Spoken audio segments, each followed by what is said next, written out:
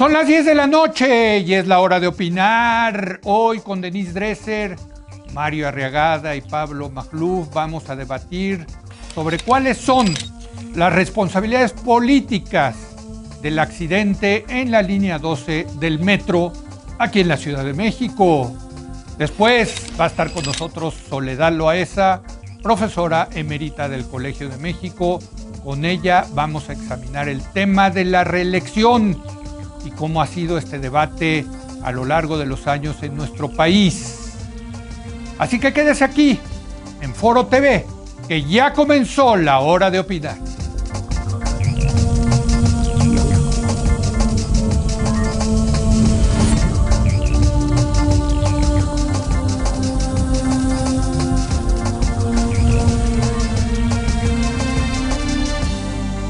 Muy buenas noches. Hoy vamos a debatir sobre el tema del accidente del metro. Desde luego no vamos a especular qué es lo que pasó, porque eso le va a corresponder a los expertos determinar qué es lo que pasó y quiénes son los culpables, los responsables. Ya la jefa de gobierno, Claudia Sheinbaum, dijo que se va a contratar una empresa noruega que va a estar a cargo de la investigación. Pero no podemos abstraernos que estamos en medio de un contexto electoral y de que por lo menos en las redes sociales y también en los medios empieza a haber toda una discusión sobre el tema de la responsabilidad política. Vamos a debatir este asunto con Denise Dresser. Denise, muy buenas noches. Hola, buenas noches. Mario Arriagada. Mario, muy buenas noches. Muy buenas noches, Leo. ¿Qué tal a todos? Y Pablo Magluf. Pablo, muy buenas noches. Buenas noches, Leo. Buenas noches a todos. Bueno, déjame empezar contigo. Creo que te toca comenzar a ti, Denise. Desde luego, creo que no podemos especular, como dije, de qué es lo que pasó. Eso le va a corresponder a los ingenieros. Ya ayer entrevistábamos a Sergio Alcocer del Instituto de Ingeniería de la UNAM. Pero más allá de eso, sí creo que es otro caso más, Denise, en México, de un accidente en una institución o en un servicio público que tiene como consecuencia muertos y heridos. Yo recordaba en mi artículo de hoy en el periódico Excelsior que la Suprema Corte de Justicia, tú lo recordarás bien, hizo una investigación sobre el tema de la guardería ABC y el ministro Saldívar, hoy ministro presidente, dijo que sí había responsabilidad tanto del director del IMSS, Daniel Caram, como el exdirector del IMSS, Juan Molinar Orcasita. Y esto, vaya que causó un revuelo, acabó perdiendo ese dictamen, ¿no? Y por cierto, luego le quitaron a la Corte esa facultad de investigar este tipo de casos. Pero bueno, yo creo que viene otra ronda de donde vamos a tener que debatir este asunto de las responsabilidades políticas de los altos jefes, de los altos mandos, Denise. Sin duda, y qué bueno que sacas a colación el tema de la guardería ABC, porque prevaleció la impunidad. De hecho, hubo una operación de Estado por parte del presidente Felipe Calderón para frenar la investigación sobre Juan Molinar y la responsabilidad política a los altos mandos de responsabilidad en el caso de la guardería ABC.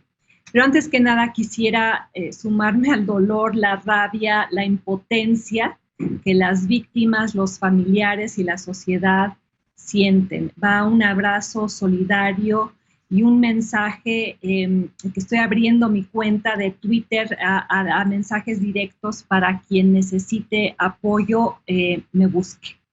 Algo se partió el lunes y no solo fue el metro.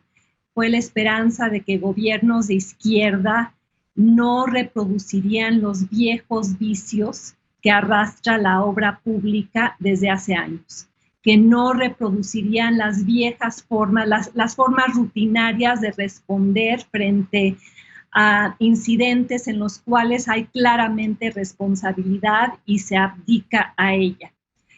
Son problemas estructurales, son problemas de mantenimiento, yo diría el fenómeno, por citar a a Pablo la semana pasada de Poncio Pilatos, de todos lavándose colectivamente las manos. Problema en el Paso Express, en el Tren México-Toluca, en el Naín cancelado, y los que previsiblemente aparecerán a futuro. Allá en Santa Lucía y en Dos Bocas. Son diferentes gobiernos con los mismos vicios que dejan tras de sí obras caras o inconclusas o peligrosas o caprichosas. ¿Y cuáles son los problemas? Identifico rápidamente 4 de ellos. La tentación de usar la obra pública para legitimar, para conseguir aplausos políticos, sacrificando la calidad o la seguridad o incluso la utilidad social. En el caso de Marcelo Ebrard hay un claro esfuerzo de apresuramiento para terminar la obra de la línea 12 cuando él era jefe de gobierno, y todo lo que eso entrañó para la planeación, para la calidad de la obra, etc. En segundo lugar, un problema de obras enraizadas, ya sea en la vanidad o en la obsesión personal y no necesariamente en los beneficios colectivos, como la Estela de Luz o Dos Bocas. En el caso de la línea 12, claramente sí hubo beneficios colectivos, pero se sacrificaron otras cosas en el camino que tuvieron que ver pues, con la planeación, que tuvieron que ver con la calidad. En tercer lugar, sí quisiera señalar el problema de las adjudicaciones directas o las licitaciones amañadas a cuates y a empeñadas en reducir costos y maximizar ganancias con la anuencia del gobierno. Y sí hay que señalar que quienes son responsables de la construcción de la línea 12 participan ahora actualmente en la construcción del Tren Maya. Y aquí hay un claro problema de supervisión y de monitoreo de las autoridades y sobre los contratistas. En cuarto lugar, veo un problema arraigado de aumentos en los costos originales que después entrañan subsidios públicos permanentes porque no son rentables, y con el paso del tiempo se va recortando los presupuestos para el mantenimiento de estas obras, pues con los resultados que vemos. Muy bien. Y finalmente, corrupción, desvío de recursos, insisto, recortes. Fuertes llamados de atención que son ignorados, alertas que son esquivadas, reclamos ciudadanos a los cuales no se les presta atención. Y para mi próxima intervención quisiera recordarles a todos que esta fue una obra que desde el inicio hubo severas críticas y ahora que investigué para prepararme para el programa, hay un artículo de México Evalúa del 2014 que se titula La línea 12 crónica de una tragedia anunciada. Fíjate. Era una tragedia anunciada y nadie hizo lo que tenía que hacer. Y aquí claramente hay responsabilidades administrativas, políticas, financieras y también privadas de los contratistas involucrados en la obra. Sí, digamos aquí, Pablo, va a haber responsables jurídicos del asunto. Una vez que se tenga el peritaje, la Fiscalía de la Ciudad de México tendrán que deslindar las responsabilidades administrativas y hasta penales, pues de los que construyeron, de los supervisores, de los que firmaron. Eso está regulado en la Ley de Obra Pública, hay que decirlo, ¿no? Pero no son los jefes, no son los de arriba, como le gusta decir al presidente López Obrador, ¿no? Los de arriba no son. Y ahí por eso me parece que muy interesante el tema de hasta dónde llega la responsabilidad de los gobernantes, en este caso Marcelo Ebrard y su gobierno que construyó la línea 12 del metro, de Miguel Ángel Mancera, que pues como sabemos tuvo que entrar a corregir parte de esta línea 12 del metro, y 3 de Claudia Sheinbaum, a la que se le derrumbó, ¿no? Este es el gobierno en el que colapsó esa obra. Pablo. Desde luego, Leo. Pues mira, yo he seguido de cerca las investigaciones de la periodista Sandra Romandía, periodista de MX, que a mi juicio es quien ahorita trae la mejor información sobre la tragedia, más allá de lo que digan los peritajes, como bien dices. Y pues es un recuento espeluznante de años y años, justamente en toda la línea del tiempo que dices, pues de corrupción, clientelas, populismo económico, sindicatos rapaces, negligencia, abandono, discrecionalidad, mentiras, en fin, creo que lo dice muy bien Denise, como una tragedia que estaba anunciada. Y por dos razones, y esto es lo que toca la línea del tiempo, Leo. A pesar de los reportes de mal funcionamiento, que son, mira, al menos en los últimos 22 meses hay 13 reportes. Se redujo el presupuesto. ¿Cuál es la fuente, Pablo, de lo que nos estás diciendo? El reportaje de Sandra Romandía en MX, sí. Ok, muy bien.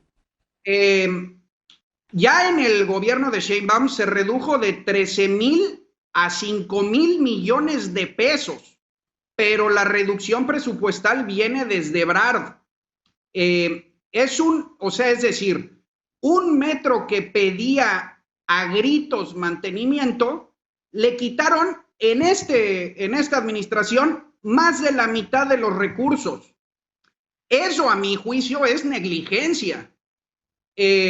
Porque, y aquí va la segunda, Sheinbaum sabía, hay un reporte del órgano interno de control del sistema de transporte colectivo que se le entregó a su directora del metro, a Florencia Serranía, me parece, ¿verdad? Sí, correcto. Ese reporte tiene todos los problemas del metro y está fechado 2019. Aún así, durante el 2019 y 2020 le siguieron reduciendo el presupuesto. Entonces, a mi juicio, digamos que de manera preliminar hay una clara negligencia, al menos de no atender los problemas estructurales. Estos reportes vienen desde mucho antes, ¿eh? No quiero culpar nada más a Sheinbaum. Como bien dices, y como bien dijo Denise, desde que se construyó mereció muchísimas críticas. Mancera también redujo el presupuesto, tampoco atendió los reportes y este es el resultado. Ahora bien, yo quisiera explicar en mi siguiente intervención por qué opera así el gobierno capitolino de forma transeccional. Sí. Porque esto es muy importante como un microcosmos de lo que se está ensayando a nivel nacional. Muy bien. Fíjate que de lo que dicen tanto Denise como tú, yo veo otra falla estructural de los gobiernos en México, porque ambos dicen y tienen razón, le han bajado presupuesto al metro. Pues sí, porque no tienen dinero. ¿Y por qué no tienen dinero? Porque no quieren subir los impuestos o no quieren subir la tarifa del metro. La tarifa del metro en México es de las más subsidiadas del mundo. Los que hemos tenido la oportunidad de viajar hemos ido en metro y dices, qué caro es el metro de esta ciudad. Y apenas alcanzan a compensar los costos de operación. Bueno, pues no tienen dinero, pero tampoco quieren cobrar lo que cobra lo que cuesta el metro o subsidiarlo subiendo los impuestos. Eso es insostenible, Pablo. Perdóname que te lo diga. Sí, y es una importante aclaración, es que tienes en parte razón, pero en parte hay un problema. Sí se ha subido el costo del metro, se subió con Mancera en 2013, esa es la omisión que me faltó decir de Mancera. Se subió de 3 a 5, bajo la promesa de que se iban a atender 13 fallas estructurales. Pues no se atendió, o me parece que solo se atendió una, que era reforzar con policías. Todo lo demás se mandó a la goma. Entonces, pues tienes razón, el metro debería de costar lo que cuesta, pero también cómo le vendes al público que le vas a subir el costo si se roban el dinero. Bueno, ¿quién criticó a Mancera por subir de 3 a 5 pesos el metro? Los que actualmente gobiernan. Y por cierto, los 5 pesos que cuesta el metro no alcanzan para la operación, ya no para el mantenimiento, ni se diga para la recuperación de capital. O sea, sí es un metro tremendamente subsidiado. Y bueno, pues los gobiernos no tienen dinero y ahí está el fallo estructural. Mario, no quieren subir los impuestos, quieren estar en este mundo de dar buenos servicios públicos, pero no cobrar los impuestos. Leo, tienes razón que la pregunta fiscal pasa por construir buenos servicios públicos y de hecho esta enorme tragedia para la Ciudad de México tiene un lado simbólico que creo que también podemos empezar a discernir en tanto responsabilidades públicas. Y ese lado simbólico es que el accidente ocurrió en una de las zonas pobres de la Ciudad de México. Sí. Pudo haber sido en una zona rica, pero ocurrió en una zona pobre, que es justamente los que más necesitan este tipo de servicios públicos. Y esto subraya la crucial importancia de pensar cómo fondear bien estos servicios públicos que son infraestructuras redistributivas, se podría decir. Correcto. Entonces, en una agenda de izquierda, este tipo de servicios públicos nos iguala en tanto ciudadanos de la Ciudad de México. A todos nos da, y por eso la ciudad entera está de luto, ricos y pobres, porque el metro es un tesoro de la ciudad, no importa quién seas. Y tiene un acto redistributivo. Ahora, ese acto redistributivo puede ser dándole servicios de lujo a la gente más pobre, que creo que deberíamos empezar a pensarlo así, o manteniéndole un servicio chafa con una tarifa baja. Yo creo que la decisión ahí, más que de subir la tarifa o no, que se podría considerar, es de encontrar mecanismos de financiamiento que no sean necesariamente la tarifa, porque ya tiene una lógica redistributiva que creo que esto no debe transformar esa lógica redistributiva pero no, que tiene detrás. No hay muchas opciones, Mario, es o le subes la tarifa o cobras más impuestos, ¿no? O sea, pues no sé si se te ocurre otra, ¿no? Porque puedes decirse endeudarse, pero endeudarse en el largo plazo, pues tienes que pagar esa deuda, Mario. Sí, no hay magias, aquí Leo, tienes razón. Y para esto, para todos los otros servicios públicos, incluyendo seguridad local, policías locales, el correo, etcétera, etcétera, los trolebuses. Esta tragedia ocurrió al mismo tiempo que me parece se extendieron 40 kilómetros de Metrobús, que cómo ha funcionado bien y le ha cambiado la cara a la ciudad en términos de redistribución. Pero el metro y esta línea 12, como ya lo señalaron lo suficiente mis colegas, ha sido símbolo de desperfectos, ineficiencias, sobrecostos y pues con un fisco muy apretado en la ciudad. ¿Cómo vamos a construir una ciudad de igualdad si no le invertimos a este tipo de cosas? Pero déjame ir un poquito más allá, Leo, y contar que me puse a buscar cómo se procesa esto de las responsabilidades civiles, penales, administrativas en general en la Ciudad de México, y me encontré que hay una ley, hay una ley de responsabilidades administrativas específica de Ciudad de México, y no solo eso. En 2018 se lanzó un nuevo procedimiento de procesamiento de responsabilidades administrativas. Hay unos documentos muy buenos que sugiero que el público interesado los busque en la página de la Contraloría de Ciudad de México, porque tiene todo el catálogo de las leyes, los procesos, el tipo de sanciones que se pueden aplicar en este caso, ya sea por abandono de servicio público, por mala supervisión, pero también por mala licitación, si hubo problemas. Entonces, todo el rango de problemas que Pablo y Denise presentan están ahí catalogados por tipo de sanción y por tipo de comportamiento omiso o no, y hasta dónde llega la responsabilidad. Y en todo esto, de cómo se procesa bajo este sistema, se dice que ahora es un proceso mucho más participativo que antes, por eso lo lanzaron.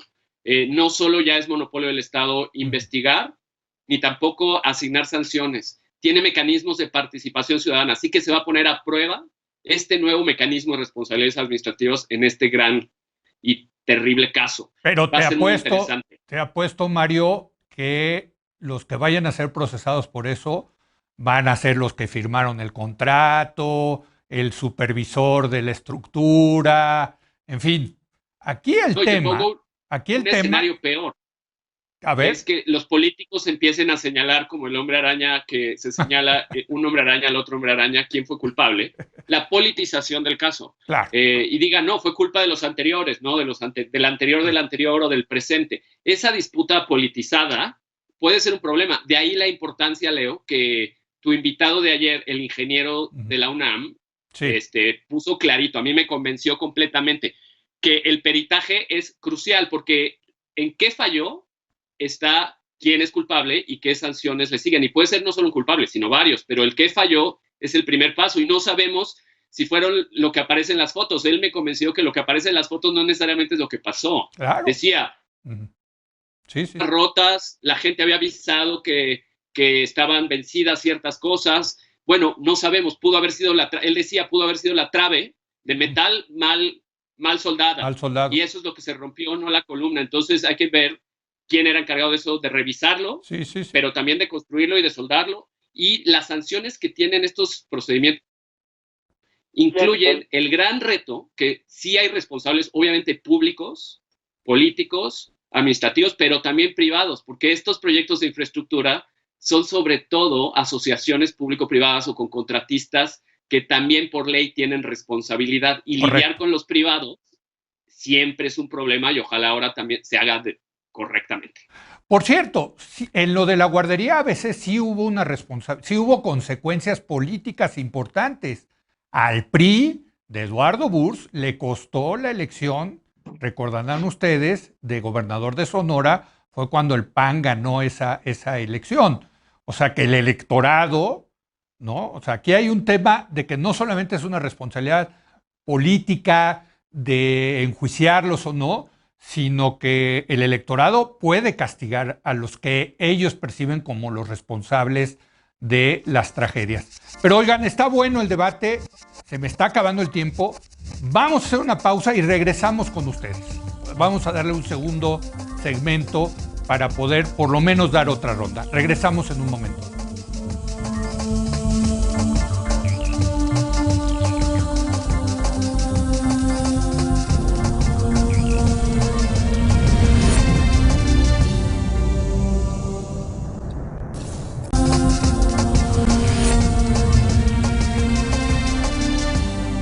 Muy bueno este debate sobre las responsabilidades de la tragedia, del accidente espantoso del metro Línea 12 aquí en la Ciudad de México.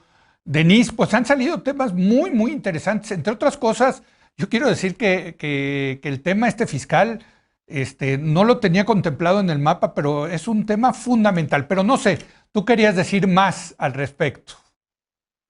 Sí, políticamente, pues vemos que tiene la posibilidad de afectar las aspiraciones presidenciales tanto de Marcelo Ebrard como de Claudia Sheinbaum, y por eso la importancia de quién va a ser el responsable, si fue un problema estructural o fue un problema de mantenimiento. Hay un enfrentamiento aquí de narrativas, pero más allá de la especificidad de este caso, yo sí quisiera resaltar que es un microcosmos de todo lo que está mal con la obra pública en México. Aquí hubo muertos, en el Paso Express hubo muertos, pero hay otra serie de vicios que, insisto, ojalá pudiéramos corregir a raíz de lo que ha ocurrido. ¿Y cuáles son esos vicios?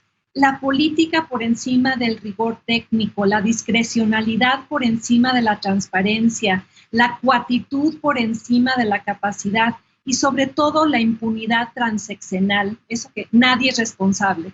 Recuerdan que Gerardo Ruiz Esparza no fue responsable por lo ocurrido en el Paso Express. Y aquí sí pero Denise, ese tipo de casos yo creo que le costó la presidencia al PRI, le costó irse hasta tener la peor elección en 2018 de su historia. O sea, sí, al final creo que sí hay consecuencias de esto y al final es el electorado. ¿No te parece? Debería haberlas y debería haber sanciones en las urnas. Este es un gobierno que ha sido teflonesco, ha logrado evadir los castigos en cuanto al apoyo que se ve manifestado en las encuestas a Morena, por ejemplo. Habrá que ver si eso le cuesta en la ciudad. Pero difiero con Mario en cuanto a que este es un problema solo del gobierno de izquierda en la ciudad. Es un problema más grave, Mario, es un problema que ha afectado a todos los partidos en el poder que hacen obra pública. Y en el centro está la pregunta de dónde está la autoridad, porque si vemos el caso de la línea 12, desde que lo clausuraron por primera vez, empezaron a salir todos estos cuestionamientos que ahora son evidentes y que Sandra Romandía ha hecho un magnífico recuento, estoy de acuerdo contigo, de que la obra costó 50% más del original, ni el contrato ni la decisión de cómo, ni la planeación correspondieron con lo originalmente planteado. La Auditoría Superior de la Federación había hecho 3 auditorías en el momento de la primera clausura, relatando problemas graves en el manejo del proyecto. Había conflictos de interés. El encargado del proyecto dentro del gobierno de la ciudad era hermano de uno de los directores de ICA que habían ganado el contrato. Fue una de las empresas que ganó el contrato. Sí, sí. Había riesgos de impacto ambiental no considerados. Y tomen todo eso y reproduzcanlo hoy en el caso de Santa Lucía, del Tren Maya, de Dos Bocas. Todo eso que ocurrió en la línea 12 no es la excepción, es la regla en todos los casos de obra pública en México. La Auditoría Superior de la Federación hizo una revisión, tomó como muestra 80 proyectos realizados entre 1900. 31% de ellos demostró ser técnicamente inviables. Entonces, bueno. ¿Qué dice eso? De lo mal que se hace, se monitorea, se ejecuta, se lleva a cabo la obra pública en México y en los peores casos produce muertes. Híjole, aquí lo que yo quisiera evitar es que dijéramos que este sistema no funciona y por lo tanto no está mal la idea de que los militares sean los que construyan estas obras. Híjole, porque podrían algunos... No, o sea, ¿estás de acuerdo? No, yo sé que tú no lo dijiste, pero... Al contrario. Y sí quisiera responderte. La idea del presidente porque los viejos sistemas de construcción de obra pública son malos, hay que dárselos al ejército, eso solo exacerba los vicios, porque exacerba la discrecionalidad, exacerba la cuatitud, exacerba las adjudicaciones directas, todo, y la falta de planeación y que empiecen los proyectos sin un proyecto ejecutivo, por ejemplo, el caso de Santa Lucía. Entonces, me parece que darle la obra pública al ejército lo único que hace es empeorar la situación y ojalá el gobierno actual se diera cuenta de ello. Muy bien, Pablo, venga. Yo creo que se nos está pasando algo crucial. Es cierto que esto ocurre en todo el país, pero es muy importante lo que dices de las consecuencias políticas, porque en la Ciudad de México no hay consecuencias políticas, en buena medida porque no hay alternancia. Hay una hegemonía transeccional que se apoderó de la ciudad y lleva 24 años y no la podemos sacar con votos libres. Hemos sido gobernados por un mismo grupo político, una suerte de dictadura perfecta, que es con facciones distintas y escisiones y diferentes facetas y lo que quieras, pero que esencialmente es el mismo grupo, el grupo escindido del viejo PRI, que tomó a la ciudad en 97 y heredó todas las estructuras clientelares y las mafias y todos los programas sociales de la regencia. Son dueños de los sindicatos, de los frentes populares, de los sectores sociales.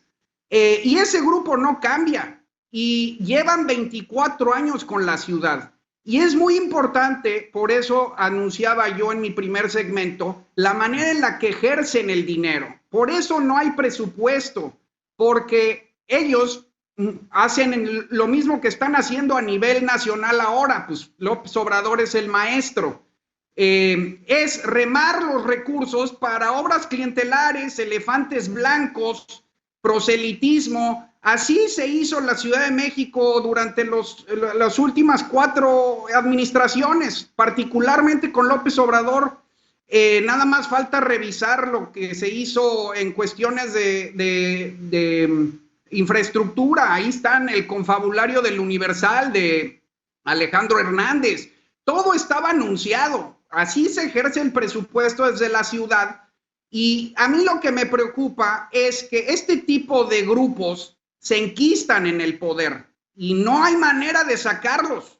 Y yo creo que lo que vemos en la Ciudad de México es un gran ensayo de lo que se pretende a nivel nacional. Por eso es importante ver a la ciudad como un augurio de lo que nos puede suceder. Te digo, llevamos 24 años. Bueno, allí habría, en todo caso, Pablo, habría que reclamarle al electorado de la Ciudad de México, pues que no ha castigado a este grupo que está en el poder desde hace 24 años. Estoy de acuerdo, Leo. Desde luego hay una participación importante de la oposición, ¿no? Que no ha dado alternativas en la capital, ¿no? No tienen liderazgos, en fin, ¿no?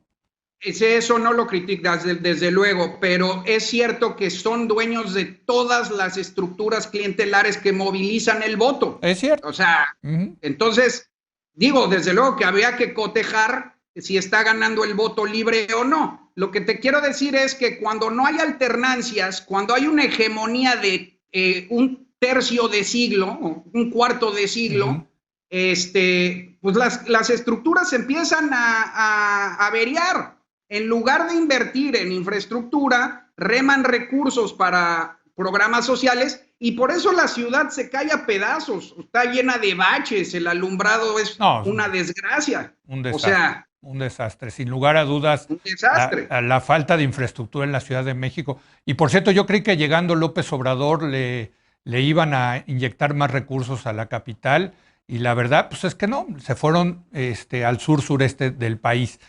Mario, un último comentario, ya nos queda nada más tiempo para tu comentario. Ok, bueno, hay tantos temas, entonces, a ver, elijo un par.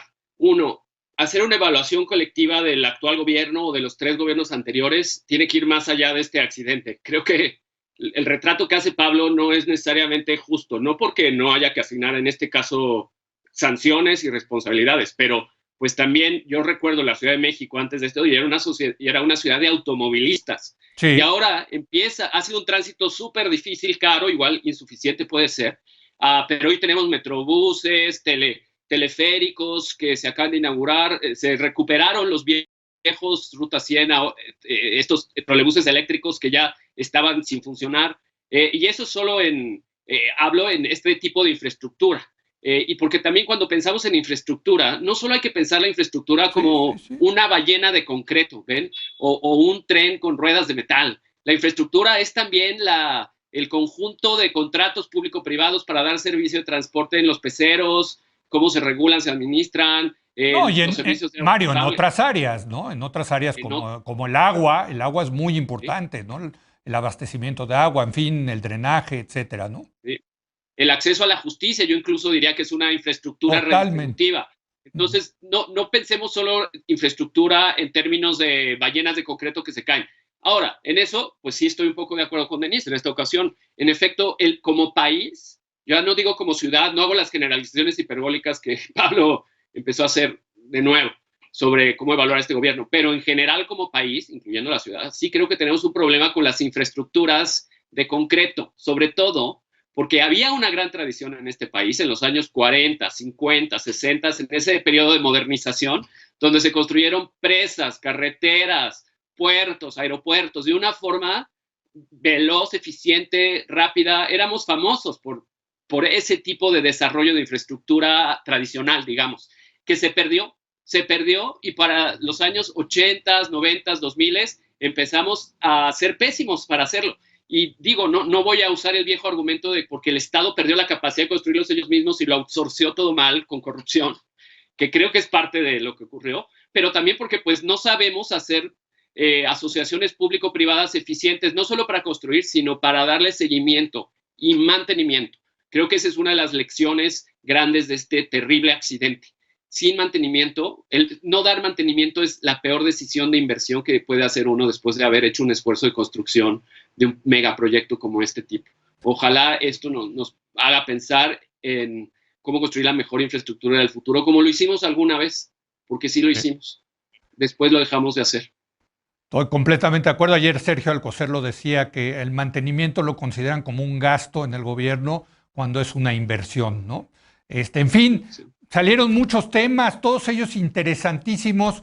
Se nos acabó el tiempo. Muchas gracias a Denise Dresser, a Mario Arriagada y a Pablo Magluf. Muy buenas noches. Chao, colegas. Oiga, voy a platicar ahora con Soledad Loaesa. Ella es profesora emérita del Colegio de México. Ha publicado un texto magnífico en la revista Nexos sobre la reelección en México a lo largo de los años. Un tema que, bueno, pues está de regreso. No sé si por causas buenas o malas, pero vamos a platicar con ella al respecto. Regresamos.